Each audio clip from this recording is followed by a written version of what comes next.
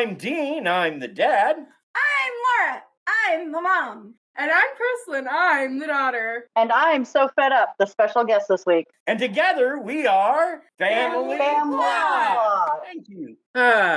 Thank you very much. Okay, let's get the housekeeping out of the way. First of all, welcome, Fett. Thanks for joining us.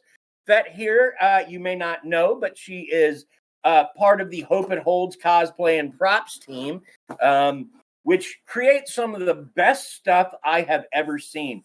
I swear, the first time I saw them as a unit, one of them was wielding like a giant hammer from the Resident Evil thing. And like, I want to say it was your husband who let me hold it. And that thing's light. Like, it looks heavy, but it's light. It's extremely light, yeah. Yeah. I had no idea. I mean, it looks heavy, but it feels like you would break it just by breathing on it. It's just... That's not my favorite story about her and her family, because we have known that for a while, but we originally knew her as Blink. Yeah. And she was one of our Krysta's first exposures to someone in super, super impressive cosplay. Oh yeah. When she was very young. I was a little Krysta was our Lexi's age. About 6, yeah. And she literally just stared and was so intimidated, but so curious. I was about that cosplay. And you were so sweet to this little girl that you did not even know. She was so sweet. She just came up to her and she never forgot her. Like, we would run into her in places and she didn't ever forget Krysta. So that was she's my bestie. I love her so much. And do you believe that was 8 years ago? Yeah, I know. Isn't that amazing? I'm getting old. Well, let's get the housekeeping out of the way. A couple of ways you can help us out if you like. First, there's Patreon. There's 2 levels. There's $1 and there's $3. It's a monthly thing. You get cool stuff. And remember, in March, there is a contest going on. If we get 10 of the $3 donations, everybody who makes one of those donations gets a piece of original artwork from our Krysta. Absolutely. Now, if you can't do a monthly donation, that is perfectly fine. We've never had money ourselves, so you can go through Buy Me a Coffee, which is just a $1 or $2 one-time donation. If you can't do that, again, we don't care. If you enjoy the show, share it on social media. Share it with friends. Share it with family. With everyone. And if you don't enjoy the show, please keep it to yourself. Very nice. Very nice. I'm feeling good about that. I did totally jump the screen here. But other than that, it was all good. Yeah. Yeah, it's okay.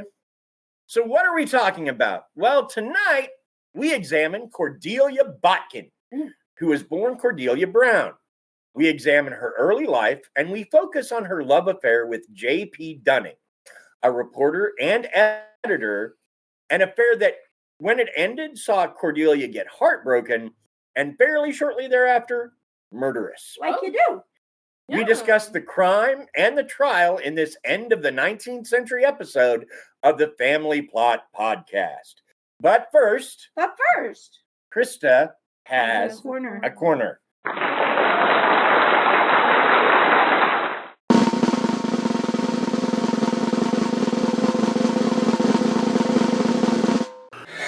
not just any corner. It's Krysta's Corner. Your box with your funny sounds. Yes, but that's okay. That's He why. slapped me once upon a time. I'm supposed to do that to him, not the other way around. I don't know why he got it mixed up. Anyway, hi, hello, welcome to my corner. How are your days? Good. Now that I'm home with you. Yes, I am happy to be home. And we've got your buddy Blink here tonight. Right?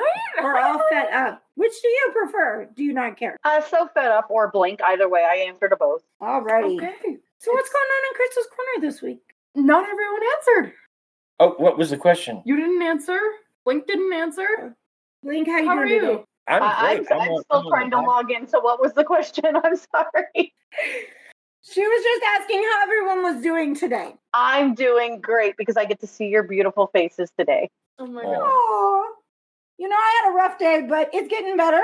I like the company I'm hanging with now, so we're gonna roll with it. Company. Heck yeah. We're cool people. Alrighty. Awesome. So, Corner. yeah. Okay, first of all, Yes. I've been watching a lot of movies recently, including the Trolls movies, both like the first and the second, Very nice. and also Descendants 1 for some reason. That was so good, though. I'd forgotten how good it was. I love the first one. We enjoyed that as a family. It was a good thing. Also, The Lion King. Just those old movies kicking in. They're Yeah. so good. I love The Lion King. Mhm. Lion King's a great movie.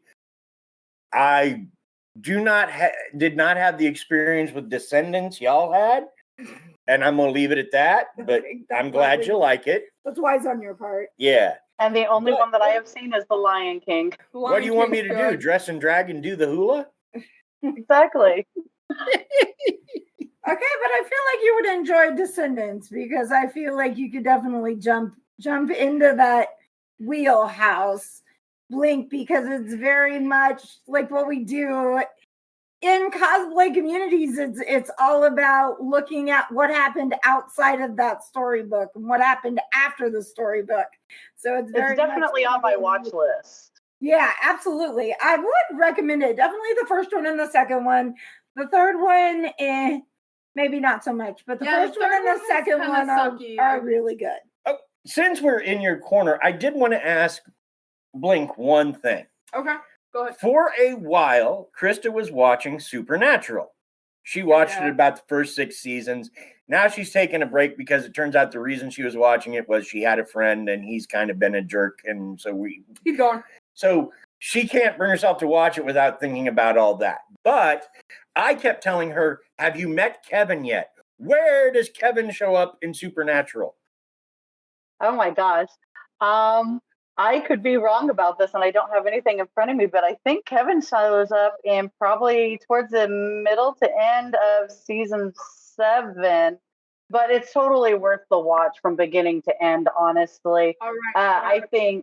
I think each person needs to experience Supernatural, completely untainted and for themselves and not for anybody else, because it's a religious experience. It really is. It's really awesome. And I'm not one to do religion, and I loved it through and through from beginning to end, the entire thing. Absolutely loved it. And my beloved Kevin's in it. And you guys know my Kevin. My Kevin is a coffee pot. And to find out why my coffee pot's named Kevin, you need to watch Supernatural. I agree totally. And that's what her dad has asked her pretty much every day for months now. Hey, have you gotten to Kevin and Supernatural? I haven't gotten to Kevin. Not quite yet.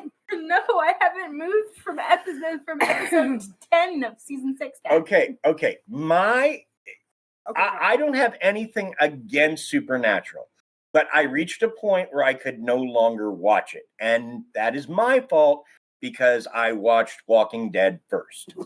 Mm-hmm. I'm sorry, but Negan is playing their dad. Yes.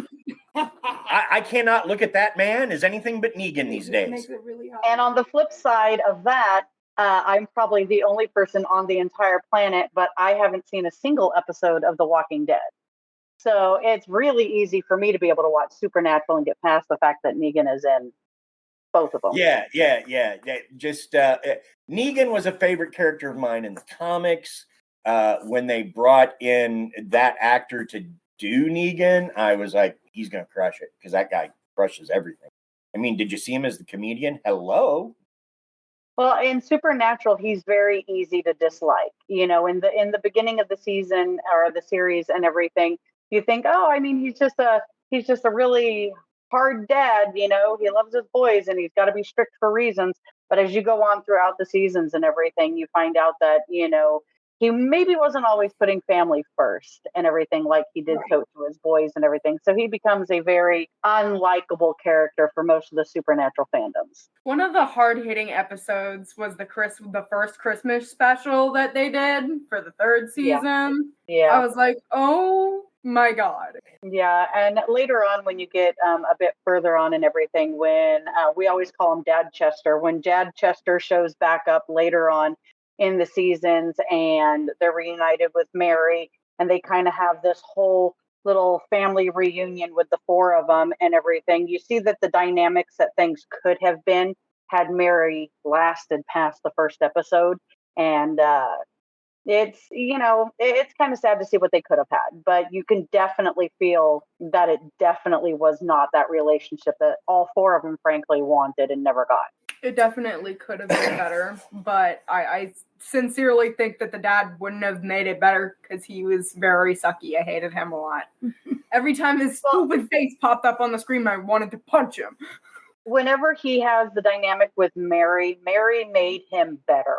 So, you know, once Mary was gone and out of the picture and everything, that's when he became the unlikable character and everything, and you could see that passed on. But in the episodes where they do reunite and everything, he does have a little bit of glimmer of niceness to him and everything that makes him a redeemable character for that episode for those couple of minutes. And that's those couples of minutes. And that's pretty much Negan too, is he spends most of the most of the time being a jerk. He has a type. But every so often he's like, ooh, a little niceness escaped. Why'd that happen? Well, for you to get past it, Dean, just know he's only in a few of those episodes, and then it's very few and far, far between. I know. It just, I watched it up to 8th, maybe 9th season, and they had a big 2-part episode that he was in. And I got through the first half of the first part, and I was like, I'm done. No, I can't watch Negan do this anymore. Yeah. I'm keep waiting for the zombies to roll in, and they're not, and I'm done. See, I don't really care because I don't really. Okay, you're gonna get mad at me for this. I don't like the concept of Walking Dead, and I don't like Walking Dead itself. People can I waited 6 seasons to watch Walking Dead, and I binged those 6 seasons really quick.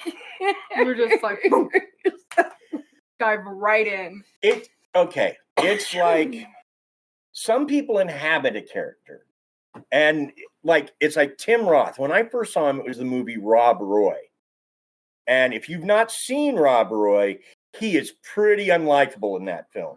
So unlikable that I couldn't watch him in anything for a while without calling him all sorts of vile names. And then I finally caught Rosencrantz and Guildenstern are Dead, which is kind of a think piece off the back of a Shakespeare movie. But he played Rosencrantz. And basically, it's all these people that died in Hamlet in this movie. And they're all figuring out that they're dead. But he played such a likable guy. It was so different. And I was just like, he's got to have a twin or something. But after that, I could watch Tim Roth again. But he was just like Rob Roy. Oh, he's an unlikable guy. There's a line he used in that movie that I remember this day, and when I think of it, I cringe. Love is but a dung heap that I used to crow. I think all of us have those actors, though, and everything that are just so good at being bad that when they take the drastic flop to the opposite end of the scale, it's very hard to see them any other way. That's true. Absolutely. Yeah. Yeah. Mine is, what is her name? She played the crazy cousin in the Harry Potter movies, Bonham Carter. Helena Bonham Carter. Yeah. Oh, she is the worst, and she is so good at being bad. Like, I can't watch her be nice in anything. Oh, yeah. She was so evil in that. She's just like, ugh. No. I see her in other things, and I'm like, she's so talented, and she's an amazing singer, and all of these things that she can do. And I can't get over the fact that she was a Death Eater in the Harry Potter movies. Reasons why I would be... Part of the reasons why I personally think I could be an okay actor is because I do have that sort of... I can seem mean, like very... You're so sweet. We don't want you to be mean. I'm We a like sweet you. little... I'm sweet, but like sometimes I'm just like, ah. Yeah, that's true. Well, we've kind of gotten off the beaten track. We're supposed to be talking about your stuff. Well, I just came in and said something about me. Oh, yes, you did. Yes, you did. I just said that I think I would be a good actor. Do you see Krista's necklace here? Yellow It's Fred? Yellow Fred, he says. Yeah. It's Pikachu. Oh, I do see it. That's very nice. Yeah, Yellow Fred. Pikachu. Ow. I've started taking and calling Pikachu Yellow Fred because it bothers my 6-year-old, and I'm one of those people that I have to pick on you a little bit. And yeah, so Yellow Fred it is. And it's turning out to bother the older children more. Lexi just ignores me now. Well, She keeps her headphones in. Yeah, I mean that's how we ignore our parents. We started that back in the 80s, 70s even. So Those did you big have clunky anything else headphones. we needed? What now? Those big clunky headphones. the Yes, huge ones. absolutely. Bim bim bow bow, rebop. So Krista, did you have anything else you wanted to talk about in your corner? Oh yeah, my partner's finally letting me say their name on the air. Okay. Ooh. What's the Drum part? roll, please, in the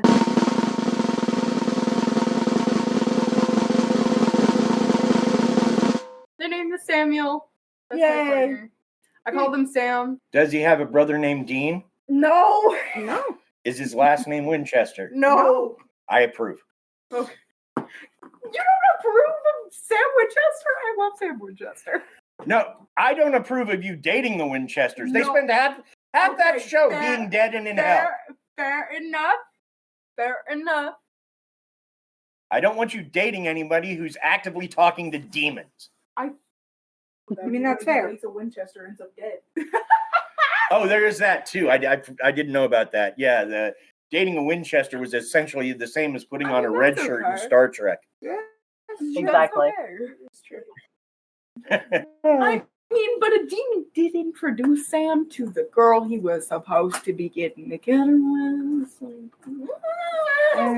I'm just saying, no demons. No. Okay, no demons. No demons. You The can- closest I want to get to a demon is the lady we're talking about today, and she may just push Sharon Kinney out of your hate circle for you.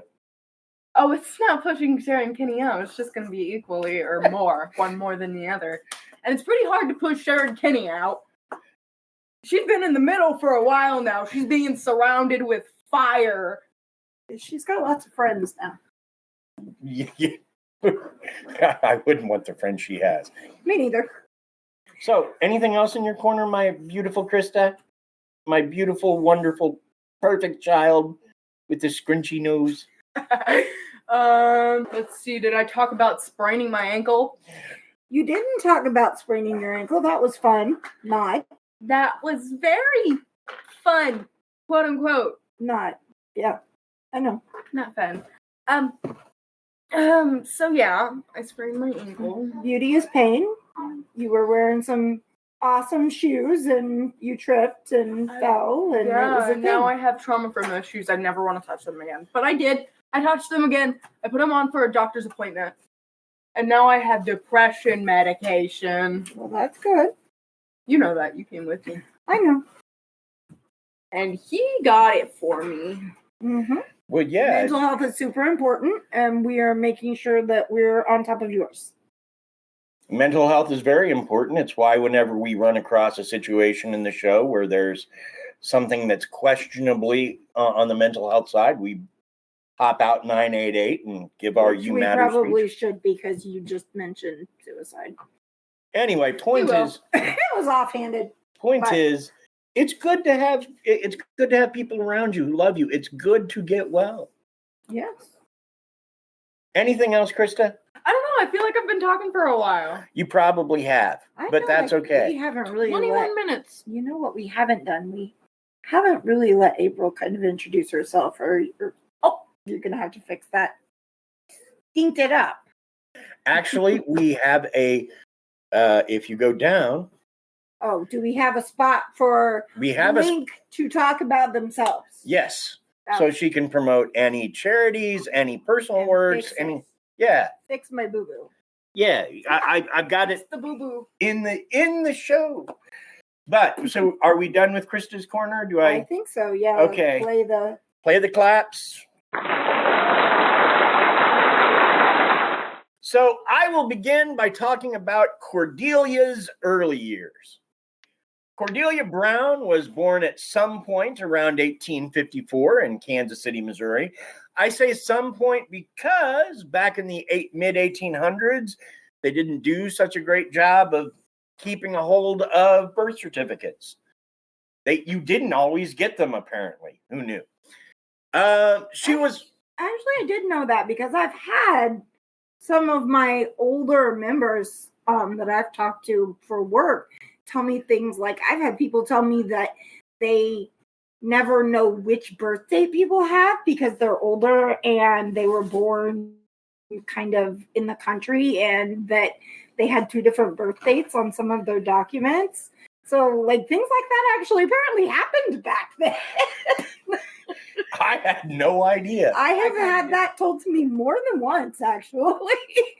My great-grandmother actually did not get her birth certificate until she was 22 years old. There you go. And the way that they went to go back, track it to find out her quote-unquote birth date is her mother had wrote a letter to her sister announcing the birth of a baby girl on such and such date. So we're not even certain if her birth date is actually her birth date, because the mail was snail mail and it was super slow goings that, by the time she got the letter and everything, of course she did write a date in there, but we're not certain if it was, they lived in a small village is what it was called here in the United States at that time, that the birth certificate and the census did not, catch up to all of that. So her birth certificate is solely going based on a letter that was wrote announcing her birth. Yep. Wow. Absolutely. It's wild, isn't it? It is. I don't even think about those things now. Yeah, no, we don't. I'm so spoiled by computers. Yep. Well, Cordelia was from a well-to-do family living in Polk County, Missouri. And her father, Richard Brown, is who the village of Brownville in Nebraska was named after. Wow. So she came from wealth and connections. Her father had connections to the Senate. And I briefly worked for a company that did business listings, RL Polk. So I always wonder if that's connected to Polk County somehow. Probably not, but just a thought that came bouncing out of my head. And I decided to let it free. She was given the best education afforded to women at that time, which is to say not much of one. Unfortunately, this was during a time when women were seen as pretty much second-class citizens. Until she met Welcome Botkin. Now, Welcome Botkin initially was big for Missouri Western Bank, but before too much longer, he became a traveling salesman for the Armour Meat Company out of Chicago. Yes, that's the same Armour we know today. So if you grew up like I did singing about Armour hot dogs, that's the company we're talking about.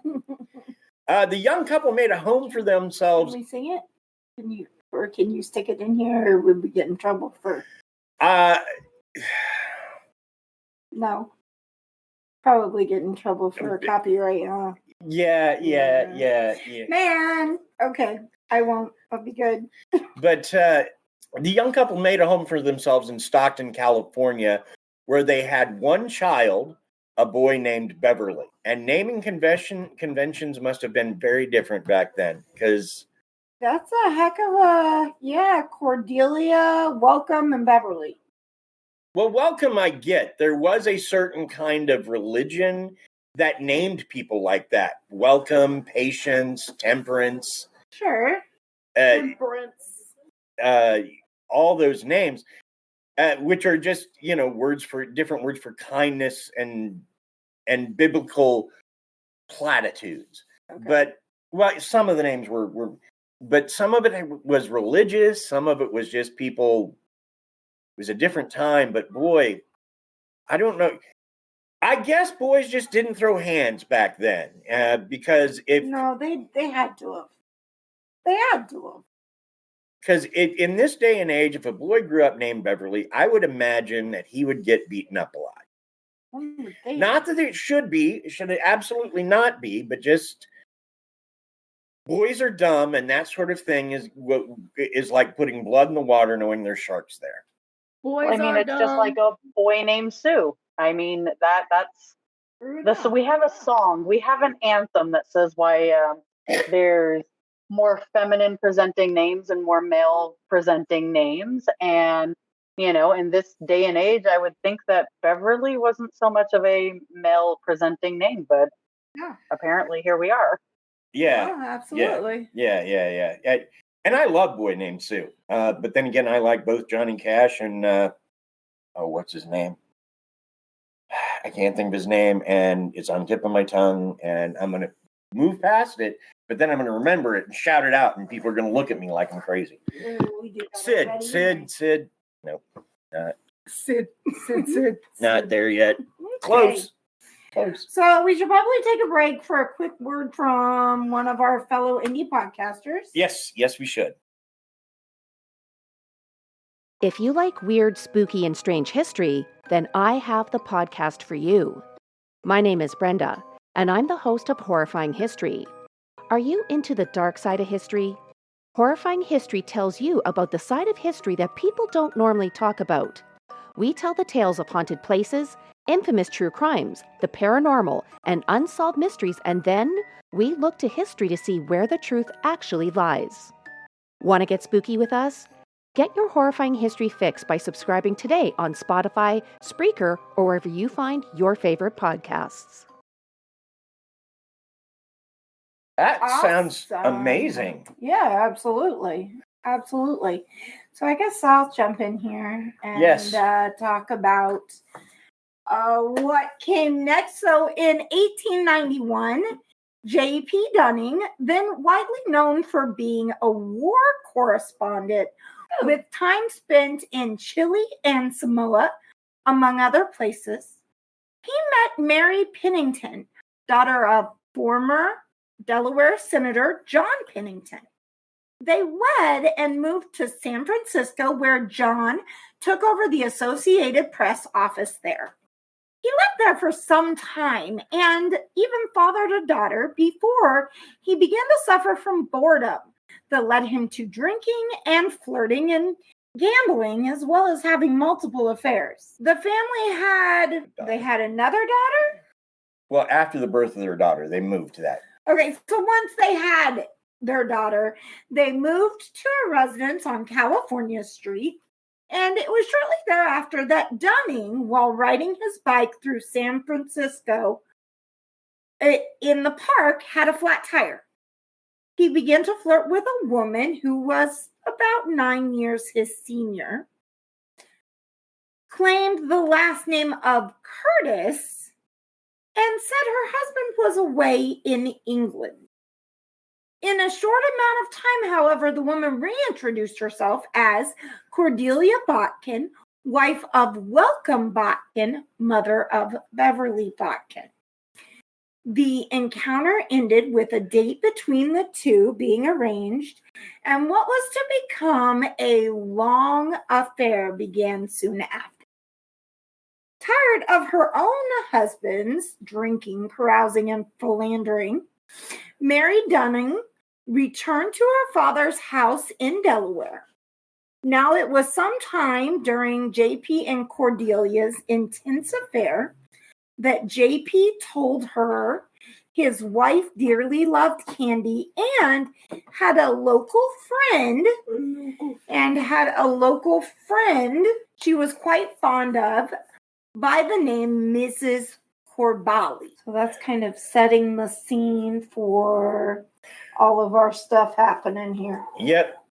You know what? I think after that nice paragraph of stuff that we read, I think we should have a word from our sponsors. You do? Yeah. Well, I guess this is as good a spot as any.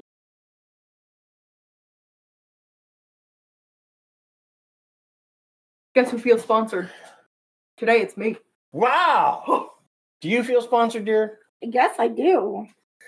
I would ask if you feel sponsored, but would you know what being sponsored? Well, of course you would. You've been sponsored before. Yeah, we I've been sponsored all the sponsored a little time. bit. We have all kinds of sponsors. Blink is amazing. Don't doubt her. I'm not doubting her. You sound like you're doubting her. Okay. I thought I heard a little bit of doubt. No, not.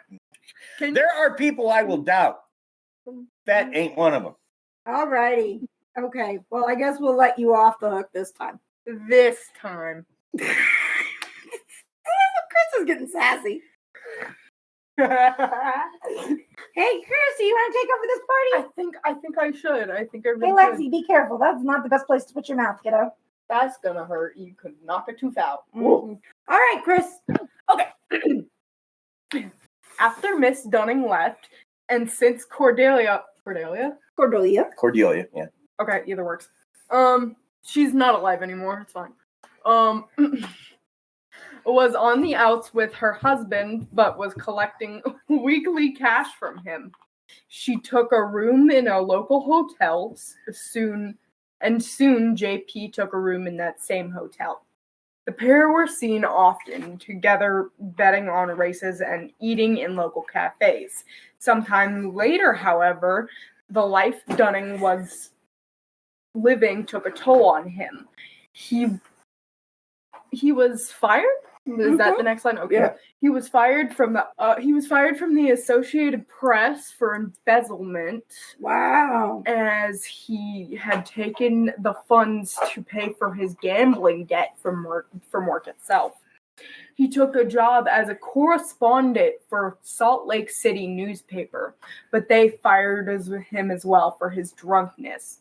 Wow. Soon, however, he got an offer to go to Puerto Rico, where he would be a war correspondent. Shocking. He got together with Cordelia. Yep. Told her that he was leaving San Francisco, never to return. She accompanied him on to his ship and cried bitterly when he left. On the way to Puerto Rico, he stopped in Dover, reconnected with his wife, and then went on to his destination. However, he never told Cordelia why he left, and Cordelia firmly believed he left to reconcile with his ex-wife. Ooh. Now Cordelia, at this point, had already sent letters to Miss Dunning, telling her of her affair with her husband. Salty. Okay. We're getting into this quick. But Mary had given those letters to Miss Dunning, But Mary had given those letters to her father. to her fathers who held on to them. This would come in handy later. My bad. It's okay. You're all right.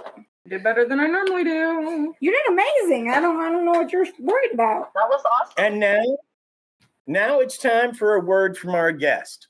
So, ladies and gentlemen, without further ado, I give you Blink, excuse me. I'm trying to combine her names. Blink or SoFettUp, whichever you prefer. I'd let you talk about anything you want. Well, hey, everybody, I'm so fed up, also known as Blink the Weeping Angel. First, what I want to say is thank you guys so much for having me on the podcast today. I've known you guys it seems like forever, but counting it up, it's only been 8 years. And that's insane to me that I can say only 8 years when it seems like so much longer. And I can speak from experience here that the strength and bonds that you guys have are second to none. You guys are amazing, and I love you guys so much. Oh, you can make us cry. It's so sweet. No, I'm actually. We feel the same way. We feel the same way about you and your family. That we really, really do. Yeah, I mean, Laura and I look on your posts like relationship goals. We really do. It's like I check the results of the tournament at the end of every year to see who's on top.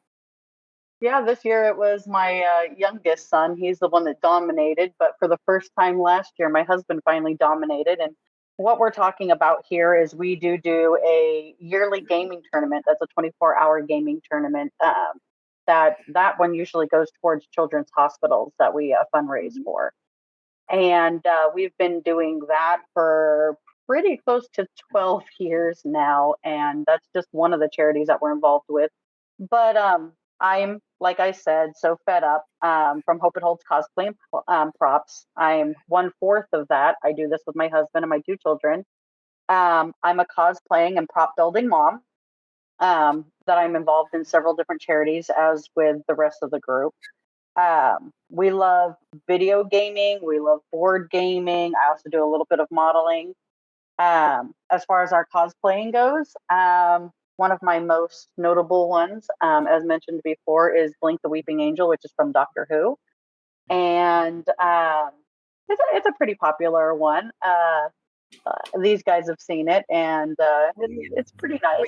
You know, we've been on TV with it a few times, and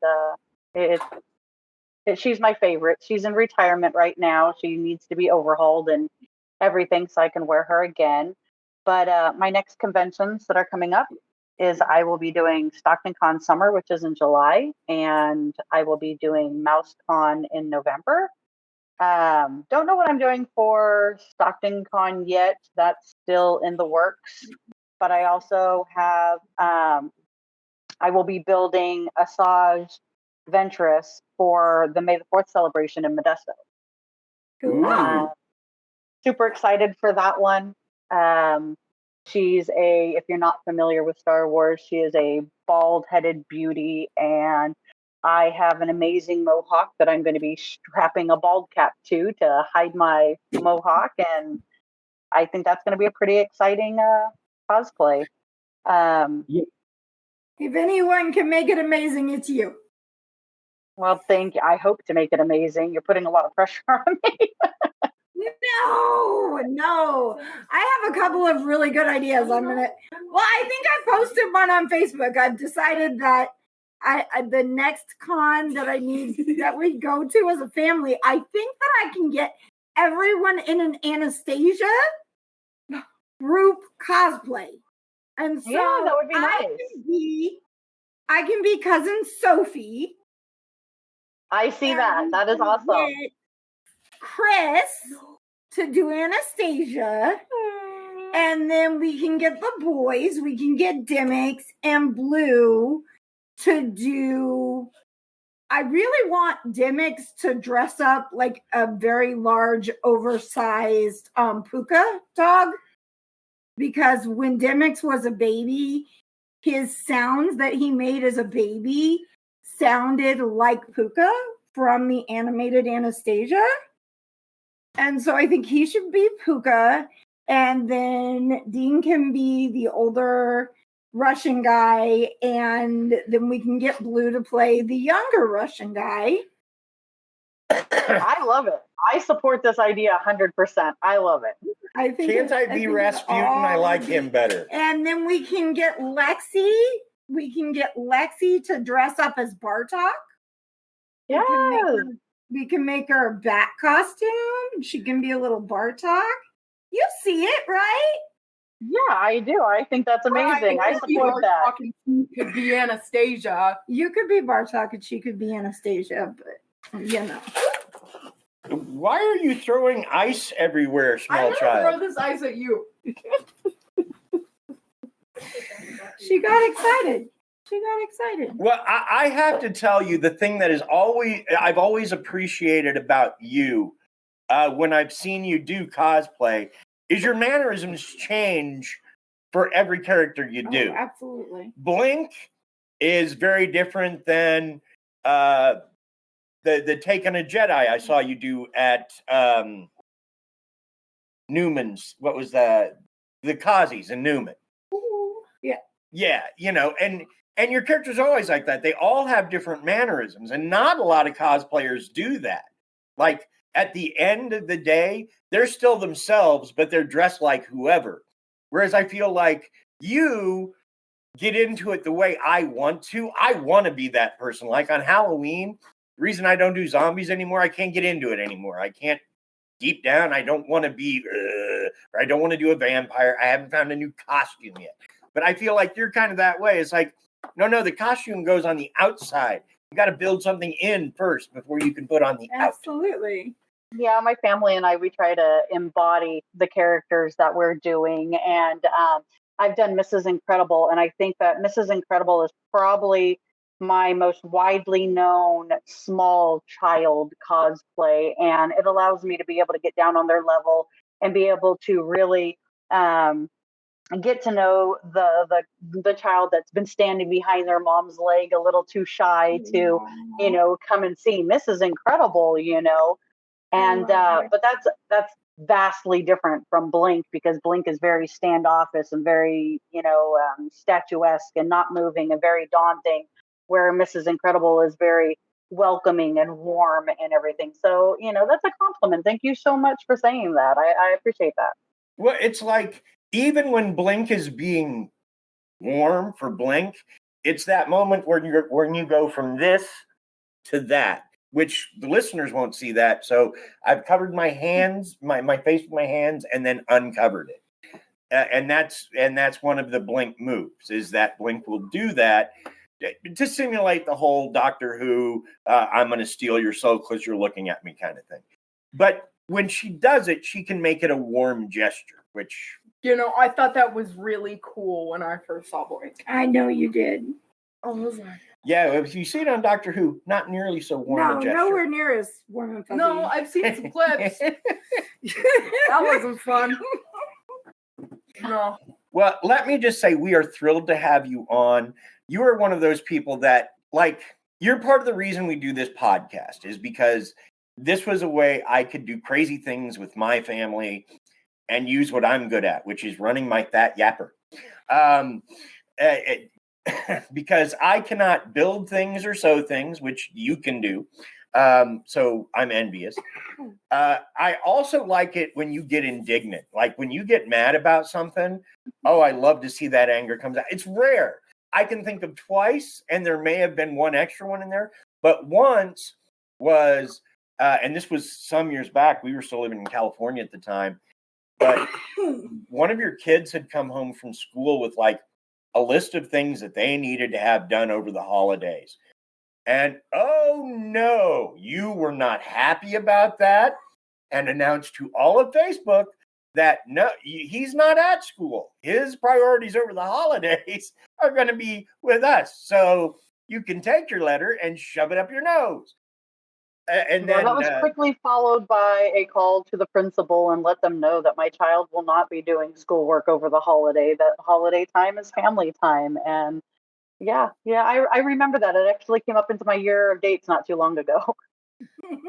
And then I saw one recently where, I don't know who said what to you, but you were just sort of blank, the way it came across, maybe 2 or 3 people had said things to you, and you had felt that they were either insulting to you or insulting to Rob. And so you laid all this stuff out. I know what that was. That was some moronic moron who doesn't know their family was saying something about that she didn't do any of the work. Oh, that's what it's about. And there's a couple of people that are just outside my close circle of people that don't really know me. They know me as an acquaintance more than anything. And as my personal friends know, and you guys as well, I am a photography whore. I take photos of everything. It's a way for me to be able to document things. And when you're behind the camera, you're not necessarily in front of it. Absolutely And true. these people decided that they were going to make commentary on my husband and I have just bought a house. This is our 3rd year in our house, and we're making major upgrades to our house. But what a lot of people, thank you so much. What a lot of people don't know is I actually used to work in construction, and I am a journeyman electrician. So a lot of the work myself I have been doing, but there's these very womanizing people in the outside circle of friends that I have that like to give my husband all the credit, which I'm totally fine for. I don't have a problem. I'm not in competition with my husband, but what I do have a fault and a problem with is when somebody's posting online that I never allow my husband to rest from work and that I'm a slave driver and I constantly keep him busy and that he's just overworked doing all the work at home, when in fact I'm actually the one at home doing all the work at home, and he comes in and he helps me when I get stuck. So yeah, I'm a little bit passionate when it comes to my family, and I do take to the social medias to make that known. We love that about you, though. But yeah, I was going to say, I love that about you because, like I said, the only other thing I've seen, there was one, is you were defending one of your kids. Probably Orion. Probably Orion. Probably Orion, because somebody had said something stupid, and like just the mother in you got unleashed. It's like, look, when things went down, I said this and I said that and I said this. Now, most of you are doing just fine, but there's one or two of you that should have backed off when I said these things. Yeah. And I was just, okay, don't give Blink the axe. Just don't give her the axe. It's very light. She could probably swing it very quickly. Yes, absolutely. Don't give Blink the axe. Absolutely. I'm a fierce advocate for my family and friends, Yes. and that's across the board. I've got, I've always considered that you have relatives, and that's people outside of your home is your relatives, be it blood or not. But they're the people that you stick up for, or you find yourself sticking up for the most and everything. Everybody's family, and it's one world and one love, and we have to share it and we have to fight for it. Absolutely. Yeah. I bow. I wish I could say things as eloquently as you. I wish you could too. My blood pressure would probably be a lot lower than it is. All righty. Did you have anything else you wanted to add? I do not want to cut you off. We like to let our guests sort of just go on about anything. So if there's anything you want to throw in, cover, add, any topic you feel is important in the world you want to get out there, other than, this whole show is about the fam. We're the family plot. So anybody that listens is part of the fam. Yeah, other than you mentioned you were going to be at the May the 4th celebration in Modesto. What else do you all have coming up that you're getting ready for? How about that? Well, we do have at our end of the year. We're barely in the middle of the year right now. We're in our build season right now. So we're doing a lot of builds of our props and our cosplays right now. But we've actually kind of lessened some of our appearances. I think that's mostly because of us buying the new house and really enjoying making a house at home. Sure. So right now, as scheduled, I have just the 3 appearances that I'll be doing, which is the Stockton Con Summer, the Mouse Con, which is a Disney themed convention. This last year for that, it was a lot of fun. I did a gender bent Hades. So yes, I remember. It was so beautiful. It was just a lot of feminism, just embodying the Greek god Hades, and it was really, really great. Another friend of ours was at that one with you too, right? Didn't Marissa go to that one? Yeah, Marissa did too. I just love her to death. We actually, a large group of our friends, I'm sure more of them that you guys know, was there. but we had a gender bent Captain Hook, and we had a gender bent You Cinderella. guys had that circle that you had. It was so beautiful. Yeah, Rob, my husband, which was quite hilarious to me, he chose to do Cinderella. He thought that was just like the best character for him to embody and gender bend, and it was hilarious. I absolutely loved it. But yeah, we're also involved in a lot of charities and everything. If you want to know more about the charities or the cosplay work that we do, or any of the gaming tournaments that we have coming up, you can follow me at SoFettUp on Instagram, or on Facebook. You can follow me at Hope It Holds Cosplay and Props, or Blink the Weeping Angel Cosplay. Awesome. Okay. Wait, before we go, I would like to say something to Blink. Okay, cat down. Blink, I'd like you to know that you have inspired most of almost all of my creations within these coming years. Like, every time I make something, I think about you, and I'm just like, yay! Oh, that's so sweet. Oh, thank you so much. Well, you have to share those creations with me so I get to see them. Yeah, she builds foam masks for furry heads. She also paints dinosaur masks and customizes them. Here's one right here. Oh, I love dinosaurs. That is amazing. I absolutely love that. So, yeah, she is definitely very creative, and she has taken like foam and created big character head masks out of foam. So she does. She works really hard at it. Yeah, I know you do. It's sitting in my room. Well, keep sending me the pictures and the photos because I love seeing them. I will make sure to do that. All righty. Should we jump back into our story here? Yeah, let's go from rampant positivity to a couple of murders. You know, like you do. Like you do. Yeah. All right. So on August 9th, 1898, former Senator John Pennington and his wife, their son-in-law, Joshua Dean, great last name, should have been his first, but whatever. Joshua's wife and John's daughter. You don't like his first name? What about your man crush? That's what true. about the man crush? Leave Josh Gates out of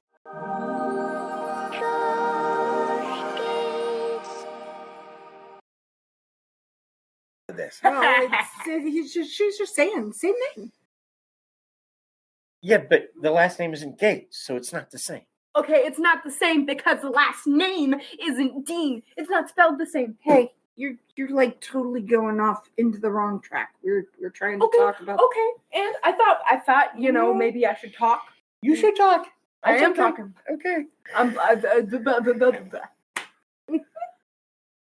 Unfortunately, I've lost where it was. Oh yeah, Joshua's wife and John's daughter, Ida Dean. Mary Dunning and the Dean's two children had gathered on their front porch because back in 1898, that's what you did. That was your internet, that was your TV, we're going to go stand on the front porch and watch the neighbors stand on their front porches. Sure. Or you went to a concert or you went to some kind of show.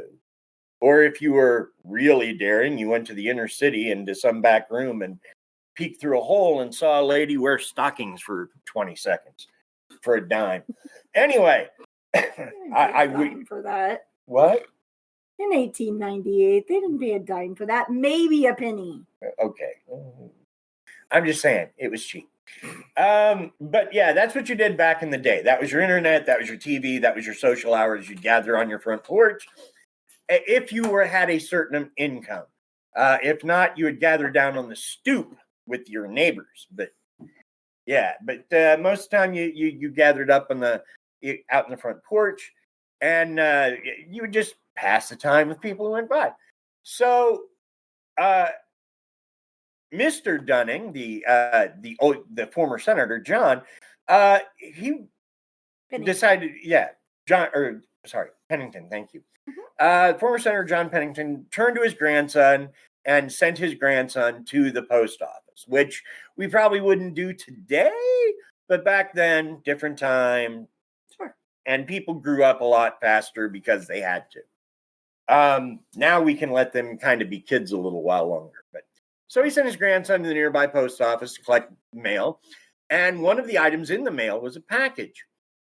He gave the package to his grandfather, who gave the package to Mary because it was addressed to Mrs. J.P. Dunning, which is how they addressed packages to women back in the day. Never their own names, always their husbands. And I'm not in favor of that, by the way. If I didn't make that clear, not a thing I think is good. He dutifully brought the package to his grandfather, who gave the package to Mary, as I said. Mary opened the package, which said bonbons in big letters on top. Mary opened the package and found several bonbons, a handkerchief purchased from a store called City of Paris, as well as a note that read simply, "With love for you and your baby, Mrs. C." While Mary had no earthly idea who had sent her chocolate, she also couldn't think of an enemy she had, so she did not feel threatened. Mary ate 3 of the chocolates. Her sister ate 2.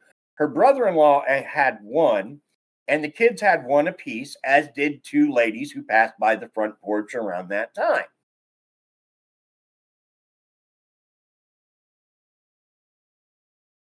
Soon, everyone who had partaken of the candy, Candy was violently ill. However, Ida Dean would pass from arsenic that had been injected into the chocolates, as would Mary Dunning. And while the others who ate the chocolates would get sick, they would also recover. John Pennington thought the writing on the note looked familiar and compared it with the writing from the letter about the affair Mr. Dunning had supposedly had, and the writing appeared to be from the same hand. Eventually, police brought Mr. Dunning home from Puerto Rico, which I have to point out because it's stuck in my head. When I was doing the research on this, anything from the time spelled Puerto Rico as like Porto instead of Puerto, which I just couldn't, my brain's like, no, that's not how you do that. Do you think they changed it at some point, or just people weren't educated enough in the States to know that that was actually not the way that it was spelled? I think back then, people in general had a bigger dose of, we're Americans and we'll do what we want. And so they would like write out city names the way they sounded instead of the way they spelled. Yeah, people used more phonic spelling rather than actual spellings because That it's makes Puerto sense. Rico and they pronounced it Puerto Rico. Fair enough. Right. So, yeah, anyway, but they brought Mr. Dunning home from Puerto Rico, and they showed him the note and the letter, and he identified the handwriting as that of Cordelia Botkin.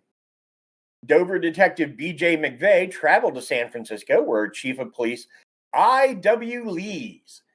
And boy, I don't know that I would use initials if those were my initials. I would just be Chief of Police Lees. I'd leave it at that. He took charge of the case and located Cordelia in Stockton, where she was living with her husband once more.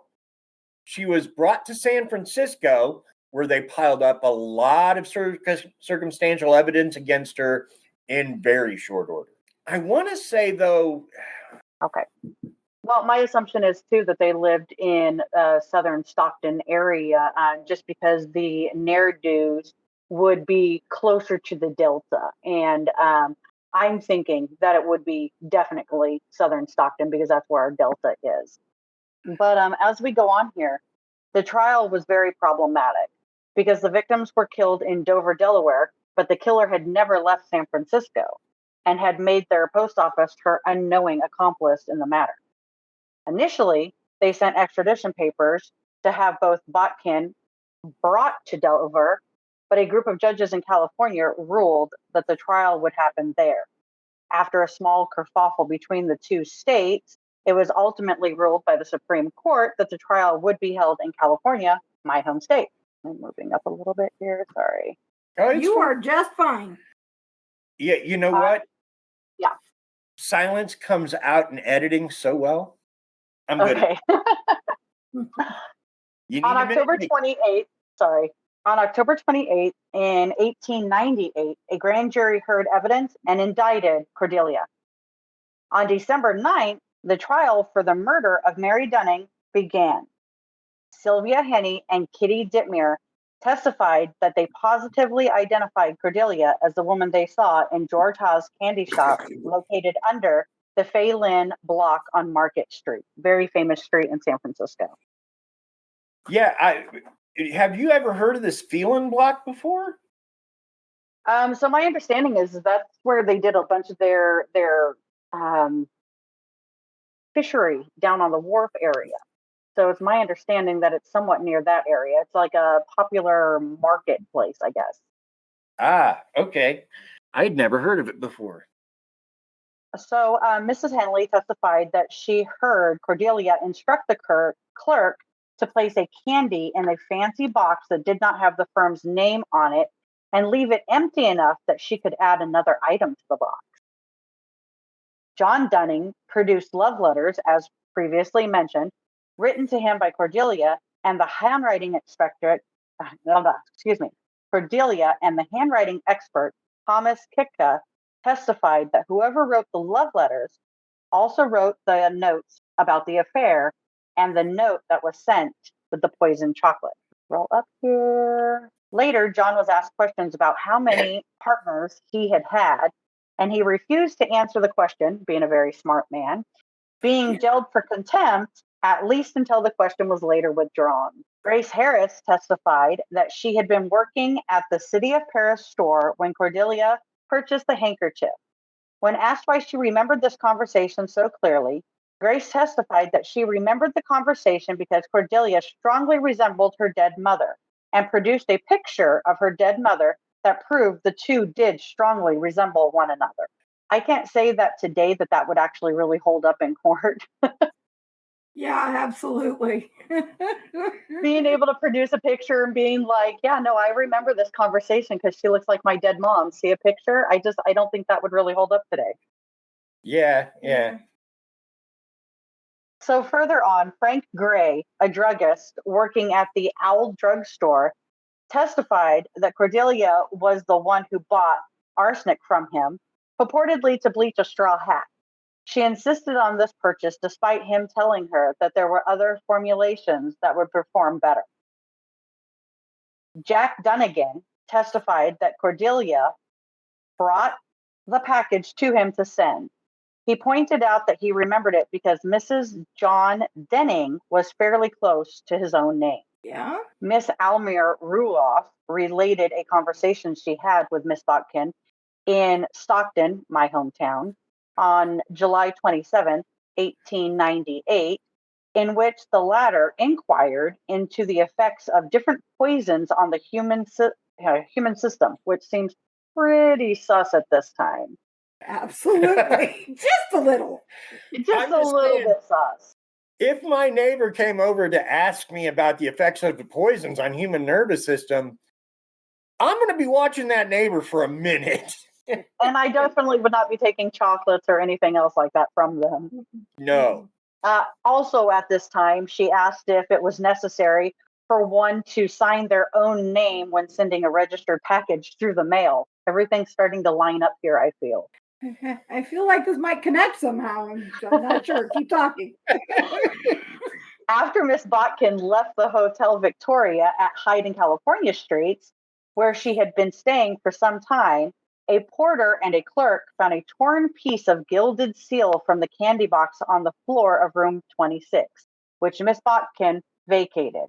It was proven that the seal came from Haas' store and the wrapping on the candy box clearly showed where it had been removed. It fit like a puzzle piece. Wow. So, and remember, this was at a time when things didn't get solved so easily. They didn't have DNA. I don't even think they had fingerprints yet, at least not massively. It's right around the time they were beginning to be used, but well, and this poor woman, she had no clue.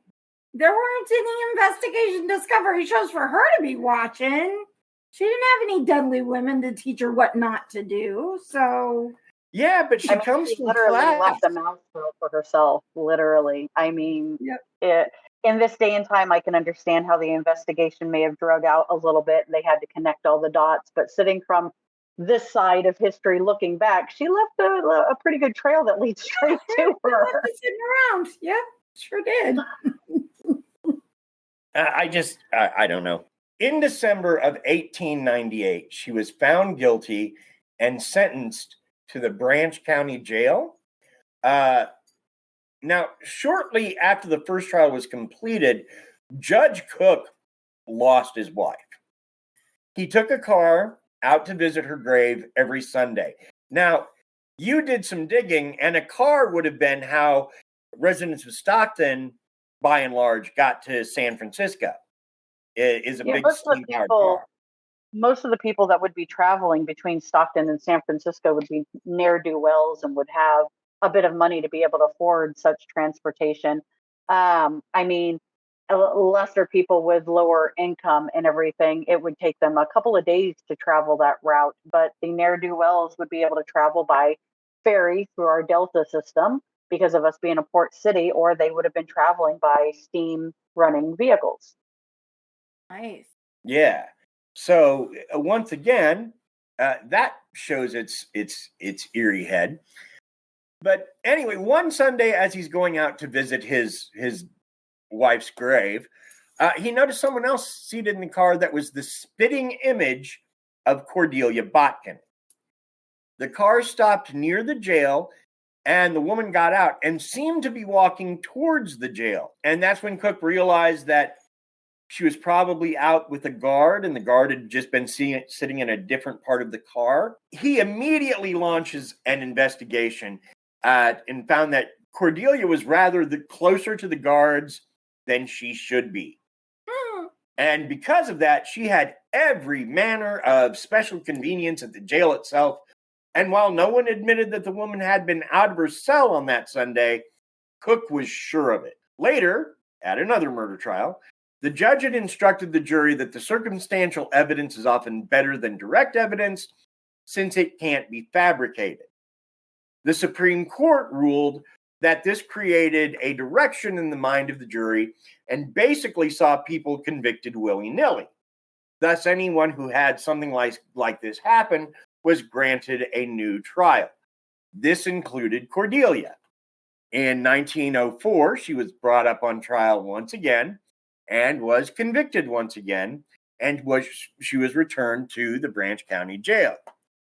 In 1906, following the San Francisco earthquake, she was transferred to the San Quentin State Penitentiary. She passed away in 1910. The official cause of death was brain softening due to melancholy. This was most likely encephalomalacia, and since encephalomalacia is not usually brought on by sadness, it was probably triggered by stroke, sexual disease, or some kind of brain injury.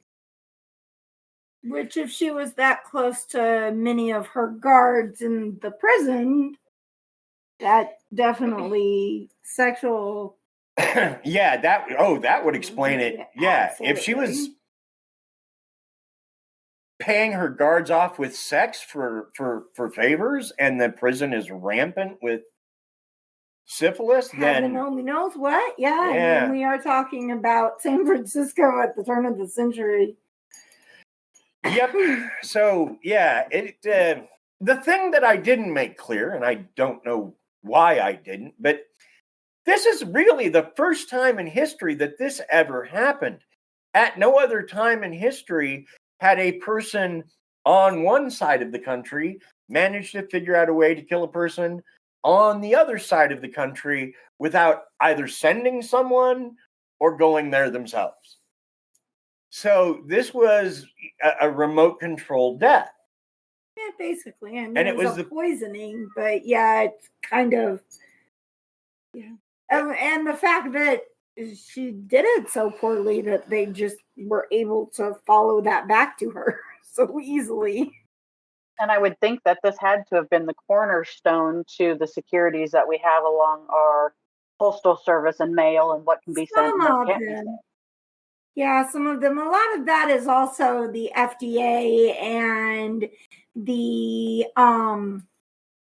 food safety laws that the federal government put into stand in the 80s due to the Tylenol poisonings and those things. That's where a lot of them come from. And of course, anti-terrorism after 2001 is, of course, locked everything down. But I would definitely say that this probably put it on the books where they hadn't been before, for sure. Oh yeah, absolutely. I mean, and you got to remember too, the post office was kind of a changing institution around this time. Sure. It hadn't been that long before that it hadn't been the post office. It had been the Pony Express, and the Pony Express was amazing. We've talked about that. It just so, but like a guy in, I want to say a city in California during the Old West was trying to build a store, and he couldn't do it with local materials, so he had to send away for things, but shipping things by train was really expensive. And then he figured out, wait a minute, I can mail these bricks to myself. For cheaper. Yeah, and so he mailed like packages and packages, these 10-pound packages full of bricks to himself, so he could build this place. And actually, right around that time, the Postmaster General was like urging them to pass a law limiting how much you could get away with sending. But by the time that got passed, the guy had 90% of his bricks. Yeah, yeah, it was a thing. So yeah, that was on Mysteries of the Museum or something. Yeah. So I mean, that the post office is evolving around this time, and I guess it still is to this day. But it's so, and I've got to say, I'll give her credit for figuring out how to do it as well as she did, and that is one reason I pointed out. Yeah, she came from money. But she didn't come from a great education. She was a woman. And back in those days, a woman being exceptionally educated was much further and further between. Yes. Because they largely considered it a waste. What was a woman's purpose? Was to get married and have babies. Which is poopy and stinky. Well, she was in an economical status that her job literally would have been, where most of her education probably came from, was alluring men of the same economic status that she was. So women were allowed to read and maybe not get into political views or anything, but be able to read because somehow it was touted as being formative of reading poetry and being able to recognize different famous musicians and being able to read sheet music and such. So that's what would be found alluring for the jet set of that time. Yeah. I'm just saying, education for women had not gone very far then. And yet, I mean, like, I think ragu was founded by a woman out of Italy. So there are examples. And of course, my favorite, and I'm going to mispronounce the name, is Boudica or Boudicca. I've seen it spelled so many ways. But she was a queen, they think somewhere Wales, that stood up to the Romans. Now, it didn't end well for her, but she was the only one standing up to the Romans, her and her people. So, yeah, I mean, to me, it seems silly to limit a group of people just based on, the apples God did or didn't give them. Some people, maybe they didn't like apples, so God didn't send them with any. Who knows? We don't know. Our final thoughts. We did another one of those things where we talk about a final thoughts before But we want to make sure everyone gets their final thoughts in, especially we have a bad habit of talking over each other, me probably as much as anybody. We want to make sure that Link gets a chance to say anything else that she wanted to say. And Yeah. Well, my final thoughts on Ms. Botkin is I think she was a product of her time, you know. Granted, I don't think that she should have murdered two people, and her ways may have been questionable at best, but you know, she used her womanly wicked wiles at that time, and she thought that she could cheat on her own husband. That's something that I feel like gets kind of misplaced along the way. She was, you know, basically cheating on her own husband with somebody else's husband. I don't know how she expected that to play out for her. right. But you know, the male in this scenario and everything did have a bit to play in it. I really do question why Mary's husband would mention to his lover the fact that she did like candy so much and that she had an affinity for candy and stuff. This is an odd thing. I think that's something that nowadays would have been questioned.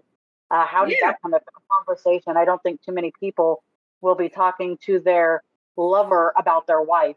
You know, I think that's something that would be kind of left on the bedside table, as it were. And him mentioning that to her kind of seems a little suspicious to me. I do think she took the fall for the majority of it, and obviously she shouldn't have, you know, poisoned anybody in the first place. But I do think, you know, maybe it's the feminist in me. I do think that, you know, the male in this scenario does have a little bit to say for it. And him being the male may have been his saving grace a little there. Well, okay. I didn't include this, and I would agree with you, except that Cordelia outlives him. Yeah. Cordelia outlives Dunning because Dunning is over in Cuba, and he gets killed during the fighting there. Mm-hmm. So, yeah, and he actually like saved a lot of people while he was over there. So well, that's good. He should have done something because he kind of his philandering got his wife and sister-in-law killed. Yes. I get all that, but okay. Let me look at it from two different directions here. Looking at him, I can see that guys who came up, men of action in that day and age, were expected to behave a certain way. I mean, that's how you get guys like Ernest Hemingway later.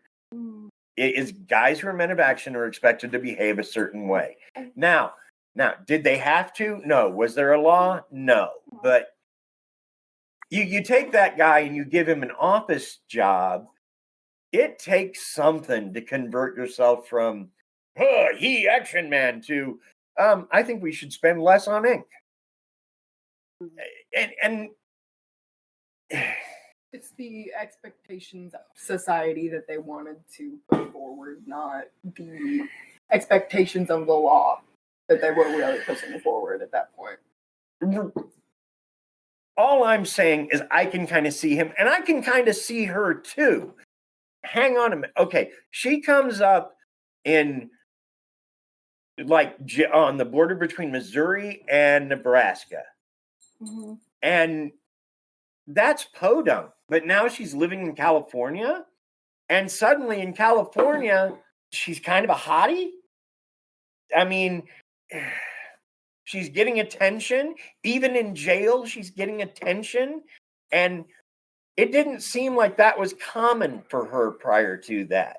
Like, yeah, she cheated on her husband, and I don't think necessarily Dunning was the first time, but I just don't think. We've made Dean uneasy. Look at this. He's walking on eggshells. Go from here. No. It's not that. I'm trying to. So I'm just saying I can see the pull for both of them on her end to suddenly feel wanted after you don't for so long. That I can see. I think I do. I can see where think she felt like she was in love with this guy and she wanted something that she shouldn't have, and she was trying to figure out a way to hold on to somebody that she felt it's like that desperation. You've already lost your marriage, your husband's out doing whatever, and you find somebody, you connect with them, and you feel like you're actually, and they take off and they leave you, and like at that point you're in that desperate space. And some people, when they get to that desperate space, the only way that they can think to deal with it is to lash out at any obstacles. Well, yeah, and it's that sunk cost fallacy. I've spent so much doing this, I've given so much doing this, I can't stop it now. Well, I think too also that if this was not her first rodeo, and if she had had other multiple affairs, and this was a habit that she had gone through, then I would argue to think that those relationships didn't work. So she wouldn't expect anything different. She would expect this to just be, another fling that was going to die out. She would have the allure and the excitement and the intoxicity of, somebody wanting her again. And I understand that. It's just on that side of the token, he had to have been putting an earworm into her ear, making her feel like this was a little bit more heading towards forever, and that it was a mutual feeling and everything. Because if it was just another run of the mill fling, I don't think that nobody else ended up dead. I don't think that she would have gone to this extremities. But, there had to have been a little bit of pillow talk that led her down the primrose path, thinking that this was her happily ever after. And she attacked out, trying to protect her happily ever after. Right. Yeah. No, I'm with you there. I just, again, I can see what led them to be where they are. I guess what I'm saying is I can see their Achilles heels. Mm-hmm. I can see how they could have avoided what they did. But but seeing it, I understand what they did. Don't condone it, understand it.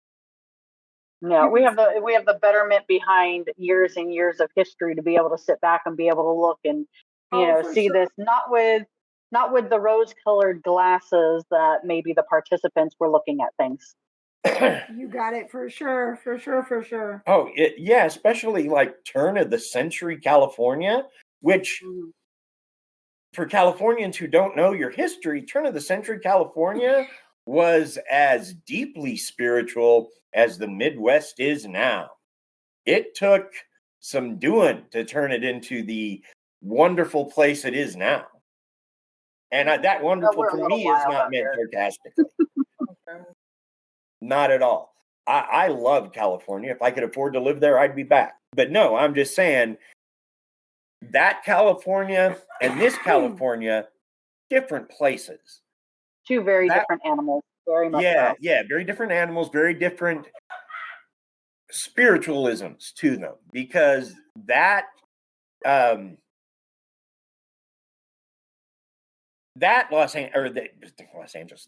Francisco, that Stockton was a Puritan and an upright place, whereas this one's a bit more, hey, do your own thing, but don't bug nobody.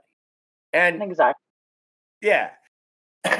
and while I definitely prefer the second approach, I see why we are where we are. And we have a history that we have to go through to get where we're at. Yeah. And we never did talk about the addendum fact that, Cordelia was such a big fan of photography. She had over 100 pictures, which around that time was not usual. Pictures were more reserved for like family things and or big events. But she had over 100 of herself. And in fact, when after her trial, the newspaper chose 3 photos from her collection run with the story. Cordelia told anyone who would listen that she did not understand why the paper chose the photos it did when she had so many better ones. Now, I can sympathize with that. Let me tell you what, being a model, there's a few photos that I have of myself that is buried very, very deep down in the social medias for a reason. If you see a photo of me more than once, It's because I love that photo. But if you're like, oh, I remember way back when this one photo and you've only seen it one time, yep, that's because I'm not too happy with that photo. So I can be on her side with that. They probably should have picked more flattering photos. That makes me sad because I have never seen a bad photo of you. And oh my gosh, you haven't searched far enough. Look, keep looking through the years. You'll find them. I could find any. You're so beautiful inside and out. We appreciate you so much. You just don't even know. Oh, well, thank you so much. But seriously, look, you'll find them.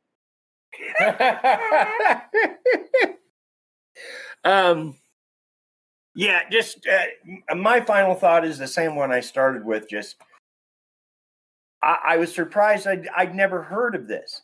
I'd never heard of this here. I'd never heard of this in history. I took a class that was essentially greatest crimes in America class. Why wasn't this taught in there? It was something I needed.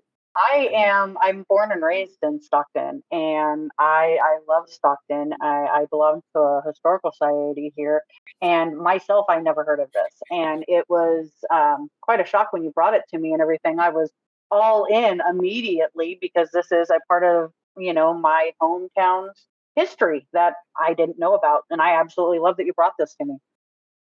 Right. We've had stories that make me think of you. Like, not too long ago, we did the story about the lizard city underneath LA. And isn't that just the creepiest? Oh my gosh.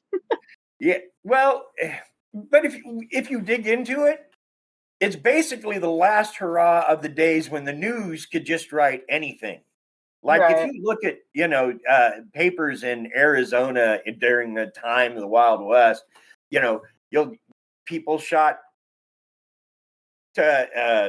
dinosaurs out of the sky, or an Egyptian city had been found underground.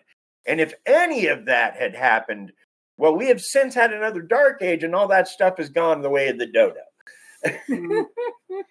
But because that thing is still so popular, LA police to this day get called down to the sewer somewhere because someone is looking for the lizard city. But it does stand a testament to the things that we will believe. And we as a people will believe a lot. That is true. So, yeah. But anytime we do a California story, and especially certain stories, I'll think of you because, and then the Radium Girls was the other one. Just because that was 1909, and it was a bunch of girls had been lied to by the radium companies. They painted their faces with it, so they all got cancer and wound up dying. It was holding their painting brushes in between their teeth and all different things. Lip dip paint. Yes, it's insane. Paint. Yeah, and that one made me think of you because it's like every time I thought of them, you do a mean, and what was it, the Revolutionary Girl with the arm up? Rosie the Riveter. Okay, yes, you do a mean Rosie the Riveter, and I've seen that picture or various versions of it come up on your feed quite a few times. And then, like, if we were gonna play like a game of Scion, which is a role playing game of modern day like gods, that would be my thing. You're Rosie the Riveter, but in her human mortal form. But in the game, you'd have all these powers. Anyway, so you do a mean Rosie the Riveter. And so when I think of that, I'm like, yeah, it was the time of that girl, but she'd been lied to. And she'd been betrayed. And I would be right there with those girls. I would have been the ones that was lied to and betrayed, because just here at home working with my props and everything, I feel safe and confident with the materials that I'm working with, that it's not uncommon to see my hands completely covered in paint. It's not uncommon for me to have a paintbrush in my mouth. There's been multiple times that I've accidentally drank out of my, paintbrush cup because I wasn't paying attention, and I just grabbed it and swigged it and then regretted life immediately because I just drank some paint. But I would have been one of those girls that suffered. So, yeah, but so every so often I do a thing, and this was another one that came up. As like, I know she's busy, but I'll see if she'll do it just this once. So, and it went better than I hoped, and I hope you'd be open to doing it again if I get another good story. Absolutely. Anytime that you guys have anything come across that you think that I'd be able to put my 2 cents into and you want to hear me open my loud mouth, absolutely. I will be there. Well, we always want to hear you open your loud mouth. We adore you. Will forever. I absolutely have no doubts. And thank you. No, Thank you. I love your family. I'm just so glad. glad that you guys invited me. I really do. I just love it so much. And every time that we get to touch bases with each other, I get to see how much the kids have grown up and how much grayer Dean's beard's gotten and how much more beautiful my you should see my hair. Yeah, he's got some serious silver going on.